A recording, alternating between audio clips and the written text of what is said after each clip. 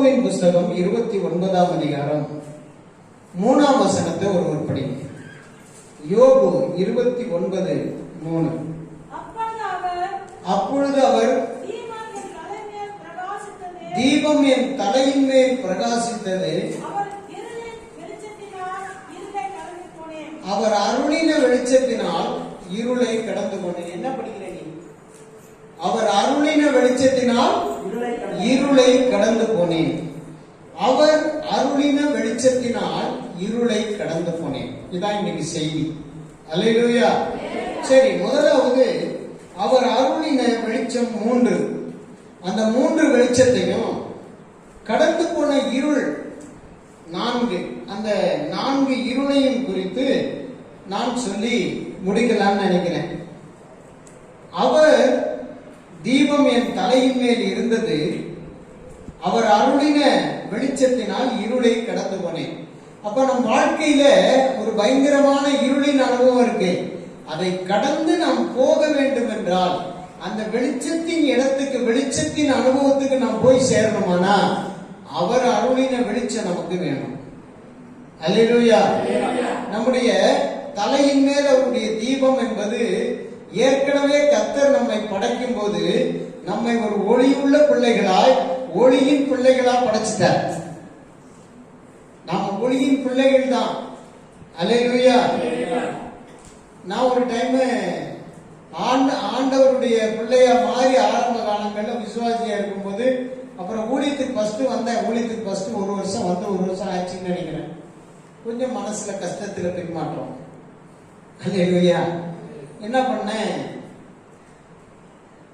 பட்டுக்கோட்டை சபைக்கு போகக்கூடாதுன்னு முடிவு பண்ணிட்டு எங்க பாஸ்டர் தச்சு போனா, ஏன்டா இப்படி இருக்கேன்னு கேட்பாங்கன்னு சொல்லிட்டு தாடி மீசையெல்லாம் வளர்த்துக்கிட்டு, லுங்கி மாந்திக்கிட்டு, சட்டையெல்லாம் போட்டுக்கிட்டு, எங்க அண்ணன் விட்டு சட்டையை, கலர் சட்டையெல்லாம் எடுத்து போட்டுக்கிட்டு வேறு ஒரு சபை, அது கிராமத்துல அணைக்காடுங்கிற இடத்துல ஒரு சபை, அந்த சபையில போய் உட்கார்ந்துருந்தேன். CPM search. அல்லேலூயா. அங்க உட்கார்ந்துருந்தேன். நல்லா செய்தியெல்லாம் ஓடிச்சு, பாட்டெல்லாம் ஓடிச்சு. அப்புறமா முடிச்ச உடனே எல்லாரும் புறப்பட்டாங்க. ஒரு தலைமை ஆசிரியர் இருந்தாரு. அவர் என்னுடைய ஒரு பார்வை பார்த்தாரு. பார்த்துட்டு அப்படி போனார். ஒரு ஒரு முறை மறைச்சிட்டு போனார். அவருக்கு நமக்கு சம்பந்தம் இல்லை. அவர் பெரிய தலைமை ஆசிரியர். பட்டுக்கோட்டையினுடைய பாய்ஸ் ஸ்கூல். பாய்ஸ் ஸ்கூல்னா ஜனாதிபதிகள்லாம் படித்த ஸ்கூல் அது. அதனுடைய தலைமை ஆசிரியர், பெரிய ஆசிரியர், ஒரு ஆசீர்வாதம்னு பேர். அவர் அப்படி ஒரு முறை மறைச்சிட்டு போனார். இது கிடையாது, முறை மறைக்கணும் சொல்லிட்டு நானும் பார்த்துட்டு சரிட்டு எப்படியும் தப்பிச்சு வெளியே போயிடலாம், கூட்டம் முடிஞ்சிச்சு. அப்படி காட்டு வழியே புறப்பட்டு வெளியே போகலான்னு நேரம் சகோதரி வந்தாங்க. அல்லேலூயா. சகோதரி வந்து சொன்னாங்க, நீ வா தம்பி. அல்லேலூயா. இங்க வா தம்பின்னு கூப்பிட்டாங்க. போனேன். நீ ஊழியக்காரன் தானே? என்ன சொன்னாங்க? நீ ஊழியக்காரன் தானே? எனக்கு ஒன்றும் சொல்ல முடியல, என்ன சொல்றதுன்னு தெரியல அப்படிங்கிறேன். இல்லை தம்பி, நீ ஊழியக்காரன் தான். உன் மூஞ்ச பார்த்தாலே தெரியுது. உன் தலையில ஏசப்பாவுடைய ஒளி எரியுது, விளக்கு எரியுது. நீ வந்து ஏதோ ஒரு சின்ன சோர்வுக்காக சபையை விட்டுட்டு இங்கே வந்து உட்காந்துருக்க. இன்னைக்கு இங்கே உட்காருவேன், நாளைக்கு வேற இடத்துல உட்காருவேன். உன்னுடைய தீபம் போயிடும். தயவு செய்து எங்கிருந்து வந்தியோ அங்க போய், எங்கிருந்து வந்தியோ அங்க போய் போனா உன் வாழ்க்கையில நீ மேன்மையானவைகளை காண்பாய். நீ போகலன்னா உன் விளக்கை கர்த்தர் எடுத்துருவார். வெளிப்படுத்தல அதான படிக்கிறோம். நீ மனம் திரும்பாத பட்சத்தில் விளக்கு தட்டை அதனிடத்து நின்று நீக்கி விடுவேன். நம்ம வாழ்க்கையிலையும் ஒரு விளக்கு ஏற்கனவே ஏசப்பா நம்ம தலையில கொடுத்துருக்காரு. போப்பா, நீ போற பாதை சரிதான், சபைக்கு தான் போகணும், சத்தியத்தை கேட்கணும், நல்ல ஆசீர்வதிக்கப்படணும்னு ஏற்கனவே விளக்கு கொளுத்திட்ட. ஆனா மனசுல வெளிச்சம், விளக்க கொளுத்திட்டாரு, மனசுல வெளிச்சம் இல்லை. அப்ப சொல்றாரு யோபு, நான் சீராயிருந்த காலங்களில் கர்த்தருடைய தீபம் என் தலையின் மேல் பிரகாசித்துக் கொண்டிருந்தது. அப்பொழுது நீர் அருளின வெளிச்சத்தினால நான் என் இருளை கடந்து போனேன். இருளை விட்டு நீங்கிட்டேன், தப்பிச்சிட்டேன் இருளை விட்டு. அப்ப இருள் எவ்வளவு பயங்கரமானது என்பதை பார்க்க முன்னால வெளிச்சம் எவ்வளவு நல்லதுங்கிறத பார்த்துருவோம். முதல்ல நீதிமொழிகளின் புத்தகம் சங்கீதம் 119 130 வசனத்துல, உம்முடைய வசனத்தின் பிரசித்தம் வெளிச்சம் தந்து பேதையை உணர்வுள்ளவர்களாக்கும். உம்முடைய வசனத்தின் வெளிச்சம் பிரசித்தம் தந்து பேதைகளை உணர்வுள்ளவர்களாக்கும். முதல் வெளிச்சம் வசனம். அல்லேலூயா. வசனத்தினுடைய பிரசித்தம். பிரசித்தம் என்ன? புகழ். வசனத்தினுடைய பேர் புகழ். வசனத்தினுடைய அழகு, வசனத்தினுடைய இனிமை, வசனத்தினுடைய ஆதாரம், வசனத்தினுடைய உண்மை, வசனத்தினுடைய சத்தியம், வசனத்தினுடைய ஆதாரங்கள் எல்லாம் நமக்கு அந்த பிரசித்தமான வசனம் பேதைக்கு வெளிச்சம் தந்து பேதையாய் இருக்கிறவனை என்ன செய்தது? உணர்வுள்ளவனாய் மாற்றிற்று. அப்போ நீ இருளை கடந்து போவதற்கு நீ சொல்ல போகிற இருளை கடந்து போவதற்கு தேவனுடைய வசனம், பிரசித்தமான வசனம் உனக்கு வெளிச்சம் தர வேண்டும். அந்த வெளிச்சத்தை கொண்டுதான் நீ இந்த உலகத்தின் இருளை கடந்து போக முடியும். அந்த வெளிச்சம் இல்லைன்னா நீ இருளுக்குள்ளே சிக்கிக்கொண்டு உள்ளே பயங்கரமாய் நீ பாதிக்கப்பட்டு பாதாளத்துக்கு போய் விடுவாய். அல்லேலூயா, அல்லேலூயா. முதலாவது வெளிச்சம் என்ன வெளிச்சம்? வசனத்தின் பிரசித்தமாகிய வெளிச்சம். இன்னைக்கு உலகம் முழுவதும் பரிசுத்தவான்கள் நம்பிக்கொண்டிருக்கிற வசனம், அறிக்கை செய்கிற வசனம், எச்சரிக்கிற வசனம், உங்களுக்கு போதிக்கப்படுகிற வசனம், அதான் பிரசித்த வசனம், பிரபலமான வசனங்கள். அல்லேலூயா. அது உனக்கு வெளிச்சம் தந்து உன்னுடைய பேதமை என்கிற இருளில் இருந்து உன்னை வெளியே கொண்டு போகும். வெளிச்சம் தந்து உன்னை உணர்வுள்ளவர்களாய் மாற்றும். நீ பாவ உணர்வடைந்து பரிசுத்தமான வாழ்க்கைக்கு நேரம் ஓடி போகலாம். அல்லேலூயா. அதை விட்டுட்டீங்கன்னா உன் தலையில உள்ளதும் போயிடும், உன் மனசுல உள்ளதும். ரெண்டு வெளிச்சமும் இல்லைன்னா உன்னால தப்பிக்கவே முடியாது. இரண்டாவது வெளிச்சம் என்ன? நீதிமொழிகள் 6ஆம் அதிகாரம் 23ஆம் வசனத்துல, கட்டளையே விளக்கு, வேதமே வெளிச்சம். அல்லேலூயா. கட்டளையே விளக்கு, வேதமே வெளிச்சம். கட்டளை என்பது நீ இப்படித்தாண்டா நடக்கணும், நீ இப்படி வாழ்ந்தாதான் உன் வாழ்க்கை நல்லா இருக்கும், நீ இப்படித்தான் பண்ணணும், தேவ வழியில நீ போறேன்னா, நீ விசுவாசின்னா உண்மையிலே இந்த மாதிரி தான் நடக்கணுங்கிறது கட்டளை, வார்னிங். அல்லேலூயா. உனக்கு கொடுக்கப்படுகிற எச்சரிப்பு, உனக்கு கொடுக்கப்படுகிற உறுதியான வார்த்தைகள், கட்டளைகள். அல்லேலூயா.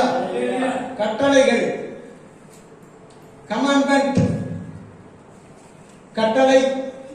அந்த கட்டளை விளக்கார், அந்த விளக்குக்குள்ள என்ன ஊற்று? அல்லேலூயா. வேதமாக்கி வெளிச்சத்தை ஏற்றி வைக்கிறார். அந்த வேதம் தான் வெளிச்சம். அல்லேலூயா.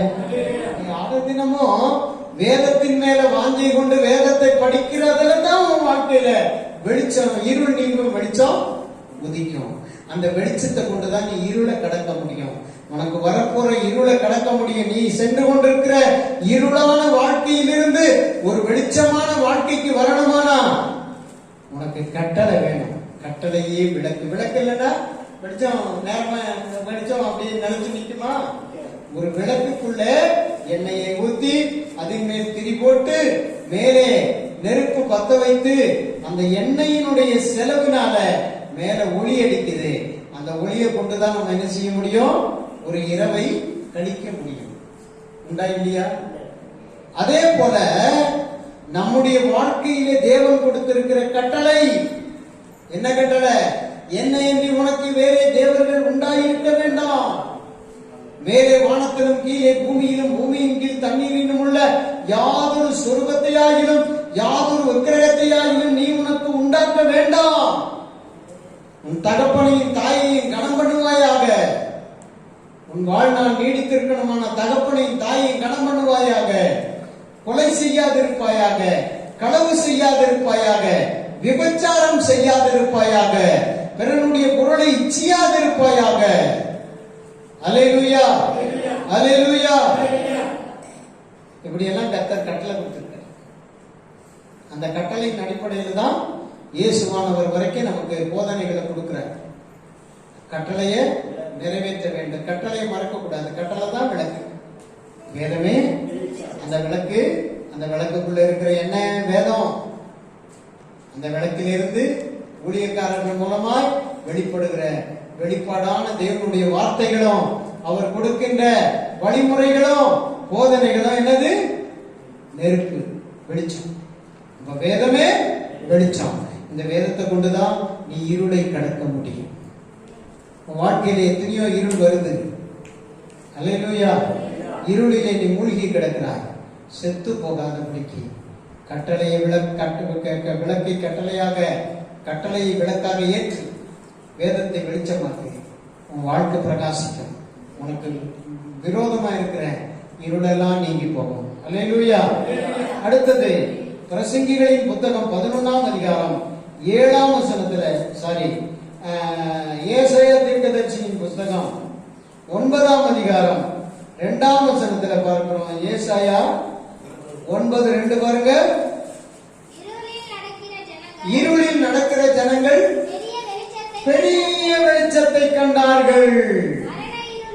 மரண இருளில் தேசத்தில் குடியிருக்கிறவர்கள் மேல் வெளிச்சம் பிரகாசித்தது. யாரு?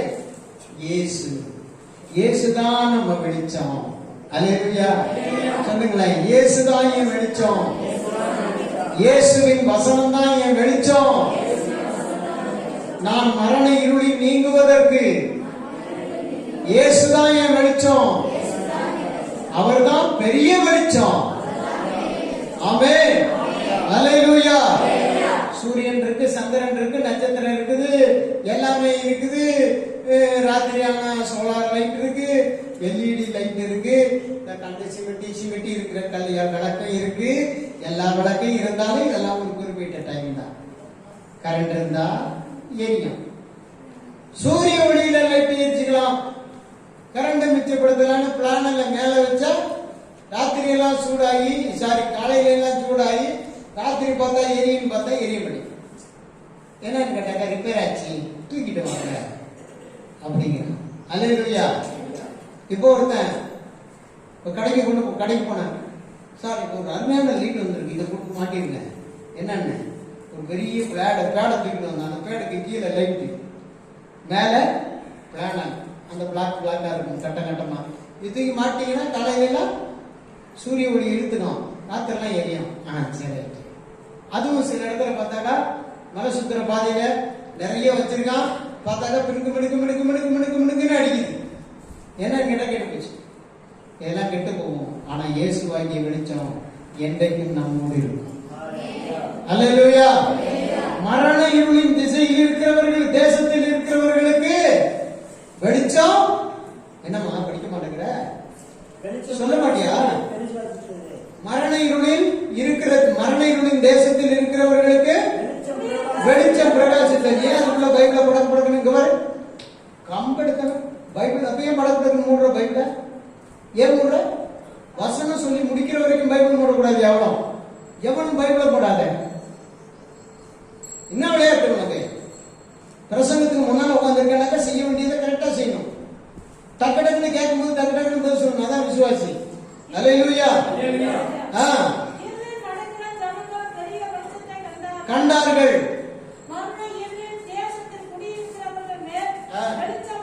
வெளிச்சம் பிரகாசித்தது. இதுதான் இயேசு வந்த வருகையை குறித்து, உலகத்தில் முதலாவது இயேசு வந்து பிறந்ததை குறித்து சொல்லப்பட்ட தீர்க்க தரிசனம். இயேசுவாகிய வெளிச்சம் இல்லைன்னா நம்ம வாழ்க்கையில வருகிற இருளை கடந்து போகவே முடியாது. இன்னும் அநேகர் இருளுக்குள்ளே இருக்கிறீங்க. உங்க இருட்டில இருந்து நீங்க வெளியே வர விரும்பல. ஆனா வெளியில வந்தாதான் உங்களுக்கு வெளிச்சம் தெரியும். அல்லேலூயா. கிணத்துக்குள்ள இருந்துட்டு ஒரு தவளை சொன்னேன், இதுதான் உலகமே, இதுதான் எனக்கு பெரிய இன்ப உலகம், இதுதான் எனக்கு பெரிய உலகம், இதை விட வேற உலகம் எதுவுமே இல்லைன்னு தவளை கிணத்துக்கு அடியில் உட்காந்து சொல்லி கிழிச்சான். ஒரு 3 அடி சுற்றளவு கிணத்துக்குள்ள இருட்டா தானே இருப்பான். அல்லேலூயா. ஒரு நாள் என்ன பண்ணுச்சு, படக்குன்னு ஒரு காக்கா உள்ள வந்துச்சு, தவறி கீழே வந்துச்சு. அல்லேலூயா. இத பார்த்து கப்புன்னு கொத்துச்சு. கொத்துனத பாம்பு பார்த்துட்டு பாம்பு அதை பிடுங்கி சல்லுன்னு கொஞ்சம் கொஞ்சமா மேலே ஏறி வந்துச்சு. மேலே ஏறி வந்து தவளையை தூக்கி தரையில போட்டுச்சு. தரையில போட்டோன்னா தவளை பார்த்து சொல்லிச்சான், எங்கப்பா இப்படி கூட ஒரு உலகம் இருக்குதா, இதுவரை நான் கண்டுக்குள்ள இருந்துதான் பார்த்துருந்தேன். அல்லேலூயா. இன்னைக்கு நீங்களாம் அப்படித்தான் இருக்கீங்க. கேட்டவரம் பாளையத்தார் நீங்கெல்லாம் அப்படியே கேட்டவரம் பாளையம் பிரகாசிக்குது. இது மாதிரி உலகம் உலகத்துல வேற எங்கேயுமே இல்லை. கேடுகட்ட உலகம், கேடுகட்ட கிராமம், பாவமும் சாபமும் நிறைஞ்ச கிராமம். அல்லேலூயா. வந்து பாருங்க இயேசு கிட்ட. அல்லேலூயா. இயேசுவின் பிரகாசம் அவ்வளவு விசேஷம். சரி, இரண்டாவது செய்தி என்ன செய்தி? இருள். எத்தனை விதமான இருள்? 4 விதமான இருள். அந்த இருளில் இருந்து நீ கடந்து வெளியே வர வேண்டாமானா கர்த்தர் அருளும் வெளிச்சத்தை கொண்டுதான் என்ன செய்ய முடியும்? கர்த்தர் அருளும் வெளிச்சம் என்னதெல்லாம்? முதலாவது அவருடைய வசனமாகிய வெளிச்சம், வசனத்தின் பிரசித்தமாகிய வெளிச்சம் முதலாவது. இரண்டாவது கட்டளையே விளக்கு, வேதமே வெளிச்சம். மூன்றாவது இயேசுவே வெளிச்சம். அல்லேலூயா. சரி, இருள் என்ன? சங்கீதம் 23:4 மரண இருள். என்ன இருள்? மரண இருள். இன்னைக்கு அநேகரை வாட்டி வதைக்குது. ஒரு வியாதி வந்துருச்சு, நம்மளால அந்த வியாதிக்கு மருந்து தேடி பார்க்க முடியல. டாக்டர்கிட்ட போனா சரியாவாதுன்ட்டாரு. எப்பா மருந்து கொடுத்தாப்பா பாக்குறேன், என்ன நடக்குன்னு தெரியல, உடம்புல நல்லா இருக்குது, உடம்புல ஒண்ணும் இல்லப்பா. அப்புறம் ஏயா எனக்கு வயிறு தொடர்ந்து வலிக்குது அப்படின்னு கேக்குறாங்க பேஷண்ட். இல்ல, நான் எல்லா மருந்தும் கொடுத்து பார்த்துட்டேன், எல்லாமே பார்த்துட்டேன், கடவுளை வேண்டிக்க. யார வேண்டிக்க? டாக்டர் தான் சொல்றார். டாக்டர் பேப்பர்ல எழுதும் போது, மாத்திரை எழுதும் போது அது ஒரு ஜி போடுவார். அல்லேலூயா. ஒரு ஜி போட்டு அப்படியே ஒரு இது கூட ஒரு சிம்பல் போட்டு தான் கொடுப்பார். அந்த ஜி என்னன்னா காட். அல்லேலூயா. இயேசுதான் மெய்யான தெய்வம். ஆண்டவர் தான் உன்னை விடுவிக்க முடியும்னு கடைசியா கை விரிச்சுப்பாரு டாக்டர். ஆனா அந்த அம்மாவுக்கு அங்க மந்திரவாதிகிட்ட போய் பார்க்கலாம், சரி அங்கேயும் போய் சரியாகல. இன்னொருத்தன் சொல்றானா, அவன் குறி சொல்றானா, அவன்கிட்ட போனா சரியாகுதான், அவன் சரிதான். இன்னொருத்தன் எழுதி கட்டுறானா, அவங்ககிட்ட போனா சரியாயிடுதான், அங்கேயும் போய் சரியாகல. இன்னொரு இடத்துல போற பாய் மிட்டாய்க்கு அங்க போனா 2000 ரூபாய் கேட்கறான். சரி 2000 ரூபாய் கொடுக்குறேன், சரியானா போதும், 2000 ரூபாய் கொடுத்தாச்சு, அங்கேயும் சரியாகல. கடைசியில மரண இருள் வந்துருச்சு. இதுக்கு மேல நம்ம தப்பிக்க முடியாது. அப்படியே தூக்கு மாட்டி அப்படியே தொங்கிடுவோம். இல்லைன்னா விஷத்தை குடிச்சிருவோம், இல்லைன்னா சாராயத்தை குடிச்சு குடிச்சு பார்ப்போம். இப்படி எல்லாம் முடிவு எடுக்கிறாங்க. அல்லேலூயா. இப்படி அநேகர் செத்து இருக்காங்க. நம்ம கேட்டவங்க பண்ணுங்க. நல்லதாயா இருந்தாரு நேத்து, இன்னைக்கு தூக்கு மாட்டி தொங்கிட்டாருப்பா. நல்லதாயா இருந்தாரு, இன்னைக்கு என்ன ஆயிட்டாரு? விஷம் குடிச்சிட்டாருப்பா. நல்லதான் தெரிஞ்சாத்தம்மா, விஷத்தை குடிச்சு செத்து போச்சு. ஏன் தெரியல. மனசுல அவ்வளவு கவலை, கலக்கம், மரண இருளுக்குள்ள இருந்திருக்கு. யாருக்குமே தெரியல. எல்லாத்தையும் பேசி பிரிச்சு சந்தோஷமா இருந்தது. வடக்குன்னு ராத்திரி போய் விஷத்தை குடிச்சு செத்து போச்சு. நடக்குதா இல்லையா? இதுதான் மரண இருள். ஆனா அந்த தாவீது சங்கீதக்கார சொல்றார், நான் மரண இருளின் பள்ளத்தாக்கில் நடந்தாலும் பொல்லாப்புக்கு பயப்படே, தேவரீர் என்னோட கூட இருக்கிறீர். அதான் இயேசுவாகிய வெளிச்சம். ஆமென், ஆமென், அல்லேலூயா. சரி, இரண்டாவது இருள் என்ன? மத்தேயு 8:12 புறம்பான இருள். மத்தேயு 8:12, 22, 13. மத்தேயு 8:12, 22 13 மரண இருள் என்று எழுதியிருக்கு. அல்லேலூயா. அழுகையும் பற்கடிப்பும் உள்ள அந்த மரண இருள் என்பது தேவனை ஏற்றுக்கொள்ளாமல், தேவனுடைய விஷயத்துல கீழ்ப்படியாம, சபைக்கு கீழ்ப்படியாம, ஊழியக்காரன் சொல்ற சத்தியத்துக்கு கீழ்ப்படியாம, தேவன் சொல்லுகிற ஸ்தானத்துக்கு வராம இருக்கிறவங்களை ஒரு நாள் ஆண்டவர் சொல்லுவார், அவனை கையும் காலும் கட்டி படி படி. ராஜ்யத்தின் புத்திரரோ, பாருங்க, சபையினுடைய பிள்ளைகள் தான் இந்த ராஜ்யத்துக்கு, இயேசுவின் ராஜ்யத்துக்கு உரியவங்க தான். ராஜ்யத்தின் புத்திரரோ தள்ளப்படுவார்கள். அங்கே அழுகையும் சொல்லுகிறேன். முதவசனம் படிக்கலையே, 8:12 22:13. ராஜ்யத்தின் புத்திரரோ புறம்பான இருளிலே தள்ளப்படுவார்கள். அழுகையும் பற்கடிப்பும் இருக்கும். யார் ராஜ்யத்தின் புத்திரர்? நீங்களாம் இயேசுவை ஏத்துக்கிட்டவங்க தான், வந்தவங்க தான். ஆனா நீங்க இயேசுவின் வசனத்துக்கு கீழ்ப்படியல, அவருடைய வார்த்தைகளை ஏற்றுக்கொள்ளல. நீங்க அவருக்கு புறம்பா நடந்தீங்க. கடைசியில உங்களை கர்த்தர் புறம்பான இருளில் என்ன செய்றாரு? தள்ளி போடுகிறார். அல்லேலூயா. புறம்பான இருளிலே நீங்க போகணுமா?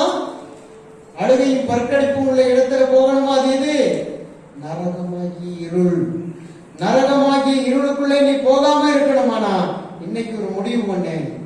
கட்டளையை விளக்காக வேதத்தை வெளிச்சமா ஏற்றுக்கோ. ஆமென். இயேசுவாகிய வெளிச்சத்தை முழுசா அண்டிக்குள். அந்த வெளிச்சத்தை விட்டு பிரியாத, அந்த வெளிச்சத்தை விட்டு நீங்காத. அப்போ உன்னுடைய வாழ்க்கையில் இந்த மரண இருள் வராது. அல்லேலூயா. இன்னைக்கு அநேகருக்கு ராத்திரியில தான் அந்த சொல்லுங்க பண்ணுற இரவின் பயங்கரம். சொல்லுங்க, இது எப்படி இருக்கு தெரியுமா? திடீர்னு ராத்திரி உனக்கு ஒரு வியாதி வரும். ஏன் பகல்ல எல்லாம் வரக்கூடாதா? இந்த கஷ்டம் எப்பதான் வரும்? ராத்திரியில தான் வரும். நானும் கொஞ்சம் தம்பி வெங்கடேசனுக்கு தெரியும். Corona period. அல்லேலூயா. கொரோனா காலங்கள்ல நான் மூச்சு விட முடியாம ஒரு பயங்கரமான கஷ்டத்தை அனுபவிச்சேன். தம்பி வெங்கடேசன் கையை பிடிச்சிக்கிட்டு தான் அங்கேயும் இங்கேயும் நடப்பேன். நெஞ்சு டைட் ஆனதை வச்சு நெஞ்சில குத்தி எப்படியும் ஃப்ரீயா உண்டு பண்ணணும்னு பார்ப்பேன். எல்லாரும் பயப்படுவாங்க. வீட்டுல பயங்கர ராத்திரி எப்பதான் ஆரம்பிக்கும்? 12 மணி இருக்கும். அதுக்கு 12 மணி விஜயம் பிரதரும் சில நேரம் இருந்துங்க. அல்லேலூயா. ஆண்டவரை நம்பி அவருடைய வெளிச்சத்துல நான் நடக்கிறதுனால ஒரு சில மணி நேரங்கள் இந்த பாடுகள் மத்தியில ஆட்டோமேட்டிக்கா நான் நிம்மதியா தூங்கி அடுத்த நிமிஷமே என் உடம்புல ஒரு பெரிய விடுதலை வந்துடும். ஏசப்பா கொடுத்த விடுதலையில இன்னை வரைக்கும் உயிரோட இருக்கேன். அல்லேலூயா. அல்லேலூயா. கர்த்தர் நல்லவர். முதல்ல என்ன இருள்? மரண இருள். இரண்டாவது என்ன இருள்? புறம்பான இருள். மூன்றாவது யோவான் 8ஆம் அதிகாரம் 12ஆம் வசனம். யோவான் 8:12. இயேசு நோக்கி, நான் உலகத்துக்கு ஒளியாய் இருக்கிறேன். என்னை பின்பற்றுகிறவன் இருளிலே நடவாமல் ஜீவ வழியை அடைந்திருப்பான். நீ போற வழி ஜீவ வழியாய் இருந்தா இயேசு அங்க வெளிச்சமாய் இருப்பார். நீ ஜீவ வழியாகி இயேசுவின் வழியில அது ரட்சிக்கப்பட்டு ஞான ஸ்நானம் எடுத்து ஆண்டவருடைய வழியில நீ நடக்கலைன்னா நீ போற வழியெல்லாம் உனக்கு என்னதுதான்? இருள் தான். உன் வாழ்க்கையாகி இருள். இதுவரைக்கும் நீ என்ன நிலையில தான் இருக்க? இருட்டுக்குள்ளதான் கிடக்க. அல்லேலூயா. இருட்டிலேயே பழகினவனுக்கு வெளிச்சத்தை பார்த்தா கண்ணு கூசுமா இல்லையா? அல்லேலூயா. அதே போல இயேசு சொல்றாரு, என்ன சொல்றாரு? அவரை பின்பற்றாவிட்டால் நாம் வாழ்கிற வாழ்க்கையே இருள் தான். இயேசு என்ன சொன்னாரு? என்ன சொன்னாரு? படிமா அதுக்குள்ள மறைச்சு முடிக்கியா? என்ன இன்னைக்கு வசனங்க வசனேடு என்ன வசனம் சொன்ன? இப்போ யோவான் 8:12 படி. இங்க பாருங்க, நான் சொல்லும் போது வசனத்தை அப்படி கவனமா வச்சுக்கணும். நான் சொல்லி இடையில திரும்ப அது வார்த்தையில இருந்தே கேட்பேன். கேட்கணும் பட்டன் வாட்சி சொல்லணும். அதுதான் உனக்கு பழக்கம். அதான் உனக்கு பழக்கத்துல வரணும். படிங்க. இயேசு நோக்கி,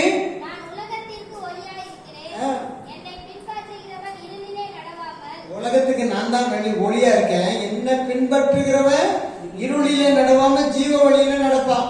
அப்ப என்ன பின்பற்றலன்னா இருளான வழி. உன் வாழ்க்கையில இயேசுவை பின்பற்றி வரவில்லை என்றால், இயேசுவை முழு மனதோடு பின்பற்றவில்லை என்றால் நீ நடக்க போற பாதை தான் இருள் தான். அந்த இருள் கடைசியில முடியும், எங்க போய் முடியும்? மறுபடியும் மரண இருள் தான், மறுபடியும் புறம்பான இருள் தான். கடைசியா 1 யோவான் 2ஆம் அதிகாரம் 9ஆம் வசனம். நீ பேர் முன்னால உட்கார்ந்தேன்னா நான் சொல்றதை செஞ்சா முன்னால உட்காரு, இல்லைன்னா பின்னால உட்காந்துக்க. முன்னால யார் ஒழுங்கா வசனம் படிக்கிறீங்களோ அவங்க மட்டும் முன்னால உட்கார்ந்தா போதும். சும்மா வந்து கடமைக்கு முன்னால உட்கார்ந்துக்கிட்டு நேரத்தை வேஸ்ட் பண்ண கூடாது. நல்ல வசனத்தை ஒழுங்கா படிக்கணும். 1 யோவான் 2ஆம் அதிகாரம் 9ஆம் வசனம். தேவனால் பிறந்த எவனும் பாவம் செய்யான், ஏனெனில் 1 யோவான் 2:9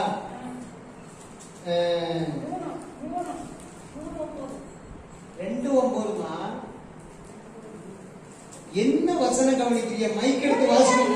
மைக் எடுத்து வாசிக்கணும்டா, மைக் எடுத்து வாசிக்கணும்டா, மைக் எடுத்து மைக் எடுத்து வாசிக்கணும்யா. என்னம்மா இப்படி பண்ணிட்டு உட்காந்துருக்க?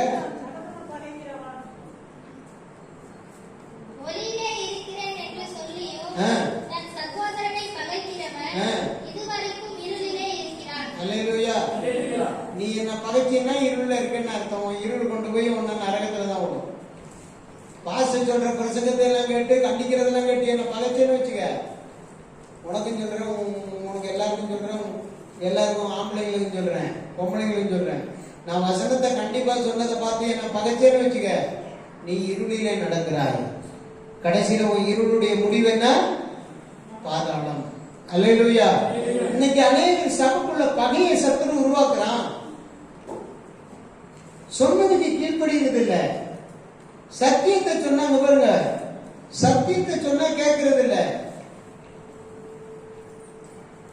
மறுபடி சொல்றேன்னா, நீங்க சத்தியத்தின் பாதையில நடக்கணும். இயேசுதான் ஒளி. அவர் சொன்னார் ஞான ஸ்நானம் எடுக்க சொல்லி, அவர் சொன்னார் அபிஷேகம் பெற சொல்லி, அவர் சொன்னார் கீழ்ப்படிய சொல்லி, அவர் சொன்னார் உபதேசங்களுக்கு கட்டுப்பட்டு நடக்கணும்னு, அவர் சொன்னார் சபையில நீ நிலை கொண்டிருக்கணும்னு, அவர் சொன்னார் கிறிஸ்துவாகிய ஒளியில நடந்தா நீ ஜீவ ஒளியை அடைவாய்ன்னு. எல்லாத்தையும் விட்டுறது, விட்டுவிட்டு சொல்லி கொடுத்து கண்டிப்பா சொல்லி கொடுக்கிறவனை பகைச்சுக்கிட்டு அடுத்த சபையா மாறி மாறி போறது. அல்லேலூயா. இப்ப சிலருக்கு கண்ணு திறந்திருக்கு, கண்ணு திறந்த உடனே இன்னொரு சபை தெரியுது, உடனே அந்த பக்கம் போய் பார்க்கலான்னு போறான். அல்லேலூயா. நாய் செருப்பை தூக்கிட்டு காட்டு பக்கமா ஓடிச்சான். வளர்க்குறவன் கூப்பிட்டு பார்த்தானா, அந்த பக்கம் போகாத கரடி இருக்கு, அந்த பக்கம் போகாத கரடி இருக்குன்னு நாய்கிட்ட சொல்லி பார்த்தானா. நாய் கீழ்படியில, செருப்பை தூக்கிட்டோம் ஓடிடுவான். கிட்ட போனா எஜமான் அடிப்பான் அப்படின்ட்டு செருப்பை தூக்கிட்டு போய் கடிச்சு கொத்தி கொதறிக்கிட்டு இருந்துச்சான். காட்டுக்குள்ள போய் சவுண்டு கேட்டுச்சு. சவுண்டு கேட்ட உடனே நாய் குட்டி திரும்பி பார்த்துச்சு. திரும்பி பார்த்த உடனே கரடி வந்துச்சு. கரடி வந்து என்ன செஞ்சிச்சு? கழுத்தை பிடிச்சு தூக்கிட்டு போகுது. எதை கழுத்தை பிடிச்சு தூக்கிட்டு போகுது? நாயை கழுத்தை பிடிச்சு தூக்கிட்டு போகுது. அப்ப நினைச்சுட்டான், ஐயோ என் உடத்தை எஜமா என்ன கூப்பிட்டானே, அவன் மட்டும் ஷூவை தூக்கிட்டு வந்தானே, அவன் நாளைக்கு ஸ்கூலுக்கு போகணுமே, அவன் சொன்னதை கேட்காம வந்துட்டோமே, ஐயோ கரடி கழுத்துல கரடி வாயில மாட்டிக்கிட்டோமே அப்படின்னு அழுதுகிட்டே போச்சான். திடீர்னு இடையில ஒரு சிங்கம் வந்துச்சான். சிங்கம் வந்த உடனே கரடிக்கு சிங்கத்துக்கு சண்டை ஆரம்பிச்சிருச்சு. சண்டை ஆரம்பிச்ச உடனே நாயை கீழே போட்டுருச்சு. கீழே போட்ட உடனே நாய் பிறண்டு உடையாந்துருச்சான். உடையாந்து வீட்டு ஓரமா அப்படி அண்டிக்கின்னு அப்படியே ஒண்டிக்கின்னு வந்து எஜமான்ட்ட எப்படி நம்ம முன்னால போய் மூஞ்சில முடிக்கிறது அப்படின்னு ஒண்டி அப்படியே வந்து சந்தில உட்காந்து இருந்துச்சான். அப்புறம் அந்த பையன் வந்து தேடி வந்து பார்த்துட்டு, ஐயோ சீசரை காணுமே, அந்த நாய்க்கு பேர் சீசரை காணுமே அப்படின்னு சொல்லிட்டு கிட்ட வந்து பார்த்தா பின்னால சந்தில ஒண்டி நிக்கிற. உடனே அந்த நாயை தூக்கி தடவி குளிப்பாட்டி, நான் உனக்கு அப்பயே சொன்னேன்ல, நீ கீழ்படியாம போனதான் உனக்கு இவ்வளவு பெரிய அடி பாரு, உன் கழுத்துல எல்லாம் காயமா இருக்கு, என்ன நடந்துச்சு? அப்ப நாய் சொல்லிச்சான், இந்த மாதிரி மாட்டிட்டேன், சிங்கம் வந்துச்சு, இல்லைன்னாக்கா நான் செத்துருப்பேன். சிங்கம் வந்தோடனே சிங்கத்துக்கு கரடிக்கன்னா ஆரம்பிச்சிருச்சு, சண்டை வந்துச்சு, அதனால அது இப்போ வாயிலிருந்து என்னை போட்டு அது சண்டை எடுக்கும்போது நான் முடியாட்டேன். அல்லேலூயா. பாருங்க, இன்னைக்கு அநேக ஊழியக்காரங்க சொல்ற வார்த்தைக்கு கீழ்ப்படியவே இல்லை. அச்சு தூக்கி நேரத்தையே கொண்டு எங்கெல்லாம் ஓடிடலாம் தப்பிக்கலாம்னு போறது. அல்லேலூயா. சீக்கிரமா அடிதான் விடுவோம். இருள் ஒண்ணு ஆட்கொண்டு ஒண்ணு அழிச்சு எல்லாரும் ஜெபிக்க போறோம். அல்லேலூயா. அவர் அருளின வெளிச்சத்தினால் இருளை கடந்து போனேன். அவர் அருளின வெளிச்சத்தினால் இருளை கடந்து போனேன். சொல்ல மாட்டீங்களா யாரும்? எல்லாரும் ஜெபிங்க. அவர் அருளின வெளிச்சத்தினால் நான் இருளை கடந்து போனேன். இன்றும் நான் அவர் அருளின வெளிச்சத்தை விட்டுவிடக் கூடாது. அவர் அருளின வெளிச்சத்தை நான் மறந்துவிடக் கூடாது. எல்லாரும் முழங்கால் படிட்டு ஜெபம் பண்ணுங்க. ஆண்டவரே, நீங்க அருளின வெளிச்சத்தை நான் விட்டுவிடக் கூடாது. அல்லேலூயா. நல்ல தகப்பனே நன்றி. நல்ல தேவனே ஸ்தோத்திரம். நீர் அருளின வெளிச்சத்தை கொண்டு நாங்கள் இருளை கடக்க வேண்டும். இருளுக்குள் சிக்காமல் வெளியேற வேண்டும். இருளாகிய உலகத்தை விட்டு வெளியேற வேண்டும். பகையை விட்டு வெளியேற வேண்டும். ஆண்டவரே, மரண இருளை விட்டு வெளியேற வேண்டும். உதவி செய்யும், உதவி செய்யும். அல்லேலூயா.